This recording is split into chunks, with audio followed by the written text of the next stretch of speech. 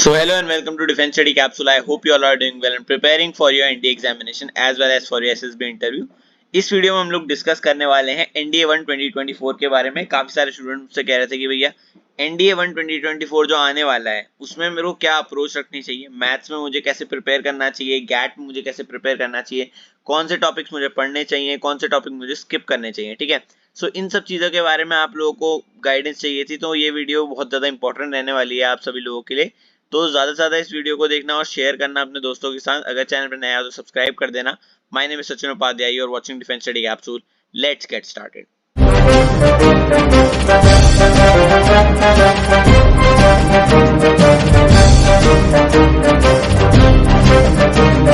तो एनडी का एग्जाम, जैसे कि आप लोगों को पता ही है कि एनडी का एग्जाम का पैटर्न क्या रहता है, उसके बारे में पहले डिस्कस करूंगा। उसके बाद मैं आपको प्रायोरिटी के हिसाब से बताऊंगा कि आपको क्या क्या पढ़ना चाहिए, मैथ्स पढ़नी चाहिए, कहाँ से पढ़नी चाहिए, कितनी पढ़नी चाहिए, किस टॉपिक को आप स्किप कर सकते हैं। गैट के बारे में बताऊंगा कि क्या क्या चीज़ आपको पढ़नी चाहिए, इनमें क्या प्रायोरिटी देनी चाहिए आपको, मैथ्स को या गैट को, किसको ज़्यादा प्रायोरिटी देनी चाहिए, और उनमें भी क्या क्या पढ़ना चाहिए। ठीक है, हर चीज़ नहीं पढ़नी होती। सो काफ़ी सारे स्टूडेंट ये गलती करते हैं कि वो हर चीज़ में पढ़ने लग जाते हैं। लाइक मैथ्स में भी सारे क्वेश्चन करने हैं मेरे को, गैट में भी सारे क्वेश्चन करने हैं, मैथ्स के सारे चैप्टर कर लिए, गैट के सारे चैप्टर कर लिए। वो सही तरीका नहीं है, बिकॉज से आप जो एक्यूरेसी है वो नहीं बिल्ड कर पाओगे। आप सारी चीजें पढ़ लोगे बट आप एक्यूरेटली वहाँ एग्जाम में नहीं कर पाओगे, आपकी सारी चीजें मिक्सअप हो जाएंगी। तो आपको प्रायोरिटी बेस्ड स्टडी करनी पड़ती है कि जिस चीज को ज्यादा प्रायोरिटी, जिसके ज्यादा वेटेज होता है उसको ज्यादा आपको पढ़ना पड़ता है। ठीक है, सो उस चीज की नॉलेज होना काफी ज्यादा इंपॉर्टेंट है और सारे स्टूडेंट्स को वो नहीं होती, क्योंकि वो एक्सपीरियंस के साथ ही आती है और जब तक एक्सपीरियंस आया तब तक उनके सारे अटेम्प्ट खत्म हो जाते हैं। तो स्पीकिंग आउट ऑफ एक्सपीरियंस मैं आपको सारी चीजें बताऊंगा कि आपको क्या क्या ध्यान में रखनी चाहिए। तो अच्छे सुनना और ध्यान से इसके नोट्स बना सकते हो। ठीक है, सो हमें पता है एनडीए का जो एग्जाम होता है that is divided into two parts. ठीक है, जैसा कि आप लोगों को पता है, एक पार्ट होता है मैथ्स का और दूसरा पार्ट होता है गैट का। ठीक है, जल्दी जल्दी मैं क्लियर कर देता हूँ। ठीक है, जो मैथ्स का पार्ट होता है इसमें 120 क्वेश्चंस होते हैं।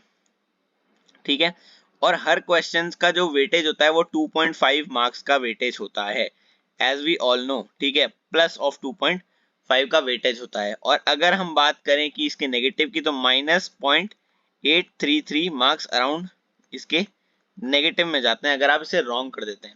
अगर हम जीएटी की बात करें तो जीएटी में अराउंड हमारे क्वेश्चंस कितने होते हैं, 50 क्वेश्चंस होते हैं हमारे इंग्लिश पार्ट में, और हमारे 100 क्वेश्चंस होते हैं हमारे जो साइंस वाले पार्ट में होते हैं। ठीक है, तो 150 क्वेश्चंस होते हैं इन टोटल।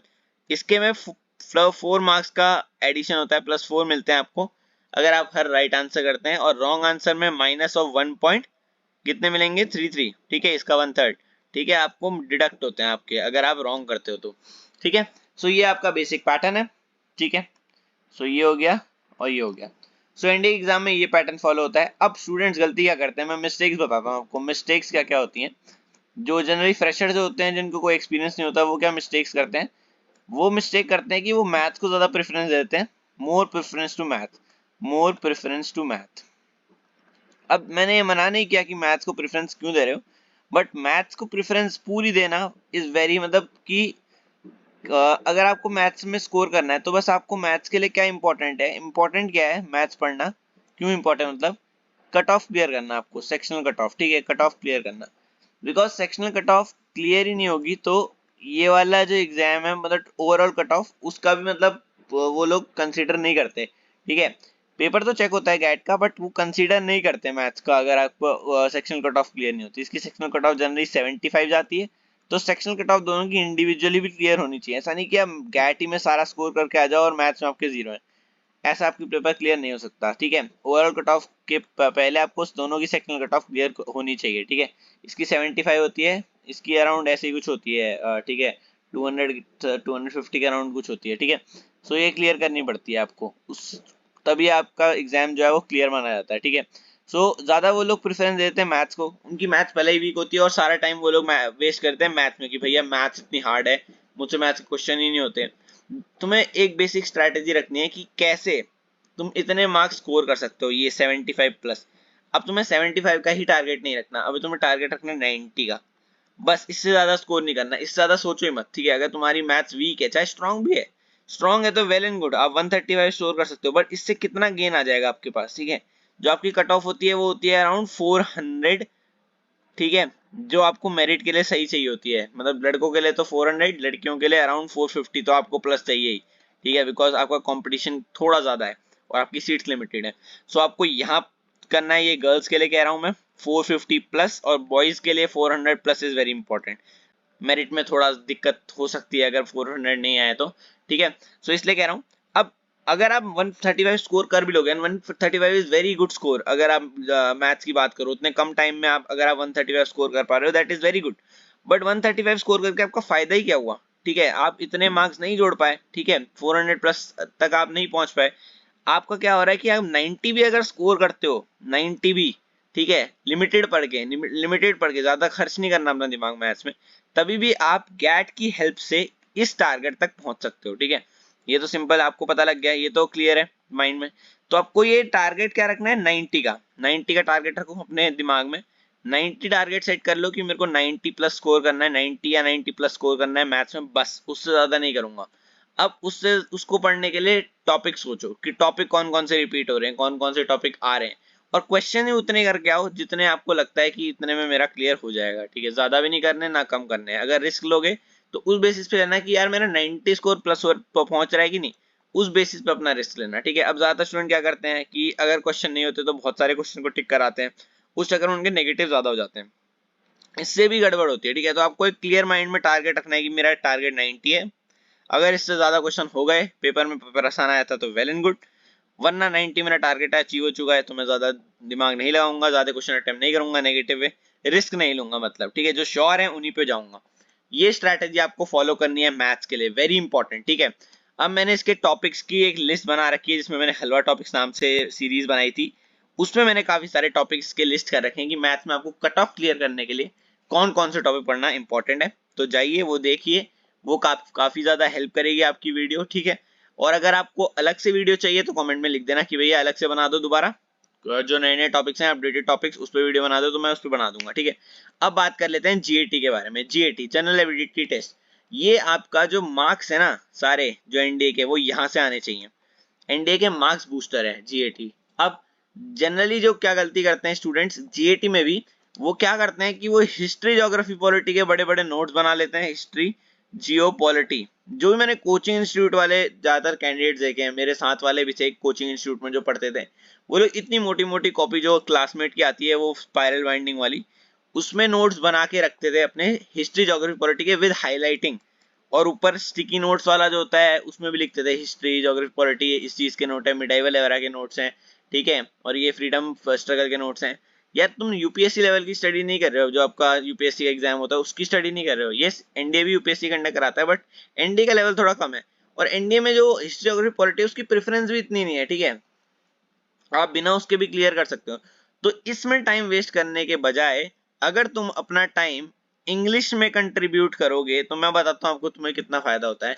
जो इंग्लिश के क्वेश्चंस होते हैं उसमें अगर आपको रूल्स आते हैं, ठीक है, जो भी ग्रामेटिकल रूल्स होते हैं उन्हें याद करना ज्यादा डिफिकल्ट नहीं होता। अगर आपको समझ आ गए वो रूल्स, तो क्वेश्चन आपके लिए बहुत केक वॉक हो जाएंगे। तो अगर वो रूल्स आपको पता है, एंटोनिम सिनोनिम कर रहे हो, ठीक है, एरर फाइंडिंग अच्छे से आती है, क्वेश्चन प्रैक्टिस है, तो 50 क्वेश्चन है, 50 क्वेश्चन अगर 40 भी सही करते हो तो 4 into 4 160 मार्क्स यहीं से आ गए, जो आपके मैथ से भी नहीं आ रहे थे। देख रहे हो, मैथ से जो आपने इतने दिन लगाए थे, मैथ में 135 मार्क्स दे रहा था सिर्फ, और गैट ने कितने दे दिए 160, और गैट ही नहीं किया तुमने, बस सिर्फ इंग्लिश का पार्ट किया है, इंग्लिश के पार्ट नहीं 160 मार्क्स दे दिए हैं। तो कितना ड्रास्टिक चेंज है और कितना एडवांटेज है। तो किस में टाइम देना है, इंग्लिश में टाइम देना है, ठीक है। हिस्ट्री ज्योग्राफी पॉलिटी नहीं देना। कितने क्वेश्चन आते हैं, ज्यादा से ज्यादा कितने आ जाएंगे, 40 क्वेश्चन, ठीक है, मान लो 50 भी आ गए, ठीक है, कितने मार्क्स दे दिए, ठीक है, वो इंपॉर्टेंट नहीं है। यहाँ 40 करो, 160 नंबर लो श्योरिटी वाले, ठीक है। तो ये इंग्लिश का पार्ट आ गया। उसके बाद बात करते हैं साइंस की। अब देखो नॉन साइंस वाले ये सोचते हैं कि हम नॉन साइंस वाले हम साइंस कर ही नहीं पाएंगे। देखो साइंस इजी लेवल की आती है, बहुत ज्यादा, वो 10 तक की आती है, ऐसा नहीं कि 11 12 वाली आ रही है। न्यूमेरिकल भी नहीं आते, एक दो आते हैं कभी कभी, और रेजिस्टेंस वाले, ठीक है। तो साइंस पढ़ो, science is very important. Science में आपको बायोलॉजी इंपॉर्टेंस में रखनी है, बायोलॉजी। इससे आपके कितने क्वेश्चन हो जाएंगे, एटलीस्ट 30 करके आओगे, एटलीस्ट 30 क्वेश्चन तो कर ही लोगे। 30 इंटू 30 क्वेश्चन तो आते हैं साइंस के। 30 इंटू 4 कितना हो गया, 120, 160 प्लस 120 कितना हो गया, 280 मार्क्स यहीं पे आ गए हैं। 280 अभी मैंने पूरा बताया नहीं, 280, और यहाँ अगर मैं 90 भी स्कोर करता हूँ, चलो मान लेते हैं 280 प्लस 90 कितना हो चुका है 370 कितने मार्क्स चाहिए अभी लड़कों को 30 चाहिए, लड़कियों को कितने चाहिए 80 मार्क्स।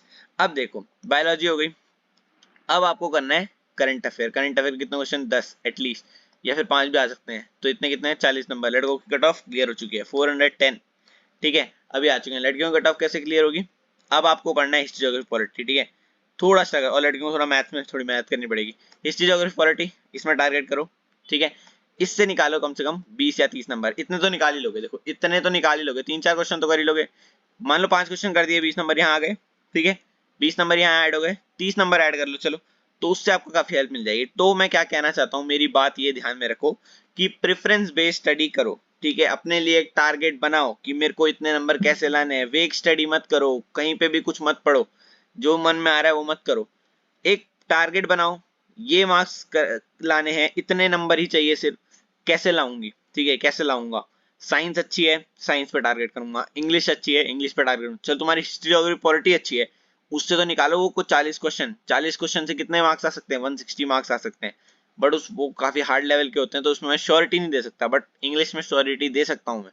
डुएबल क्वेश्चंस होते हैं, साइंस में डुएबल क्वेश्चंस होते हैं, ठीक है करंट अफेयर के डुएबल क्वेश्चंस होते हैं, मैथ्स में 90 लाने हैं सिर्फ, ठीक है कट ऑफ क्लियर करने के लिए।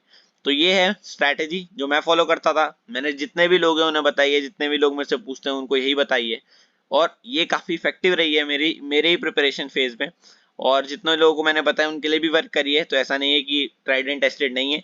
और मैंने मिस्टेक्स देखी हैं जो मेरे साथ वाले करते थे, कोचिंग इंस्टीट्यूट वाले या फिर मेरे दोस्त जो पढ़ते थे, उसको भी मैंने लिस्ट किया और आपको बताया ताकि आप ये गलती ना करो। So that's all for the video. अगर आपको कोई और डाउट है, कोई और आपको कंफ्यूजन हो रहा है कि भैया कैसे करना चाहिए, सो आप कमेंट सेक्शन में फ्रीली लिख सकते हैं। टेलीग्राम ग्रुप का लिंक मैंने डिस्क्रिप्शन में डाल दिया है। अगर आपको और कोई भी डाउट है और पर्सनली मुझसे बात करना चाहते हैं तो टेलीग्राम में आप लिंक मेरे को मैसेज कर सकते हैं, ठीक है। So that's all for the video, till the next video, जय हिंद।